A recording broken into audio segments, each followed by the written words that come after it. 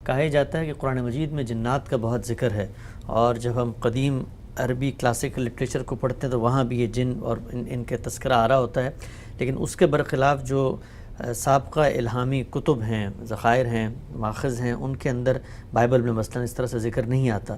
تو یہ جنات کا ذکر کیا عربوں کی رعایت سے قرآن مجید میں بہت زیادہ دفعہ ہے، اور اگر ایک حقیقت موجود ہے تو بائبل میں کیوں نہیں ہے؟ ساری دنیا کے لٹریچر میں جنات کا ذکر ہے، دنیا کی ساری شاعری میں، دنیا کے ادب میں جگہ جگہ اس کا ذکر آپ کو ملتا ہے. تمام قدیم روایتوں میں یہ ذکر موجود ہے. اور بائبل کی کیا بات کرتے ہیں، انجیل میں 10 جگہوں کے اوپر سیدنا مسیح پر الزام یہی لگایا جا رہا ہے کہ یہ تو بھوتوں کے سردار کی مدد سے لوگوں کو شفا دیتا ہے.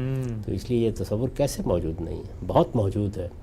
لوگ اصل میں اس بات سے واقف نہیں ہیں کہ قرآن میں یہ ذکر کیوں آ گیا. جی، اس ذکر آنے کی وجہ یہ ہے کہ رسالت مآب صلی اللہ علیہ وسلم پر، آپ کی دعوت پر اور آپ پر نازل ہونے والے کلام پر یہ اعتراض کر دیا گیا، اور عربوں کے ہاں یہ چیز پہلے سے موجود تھی.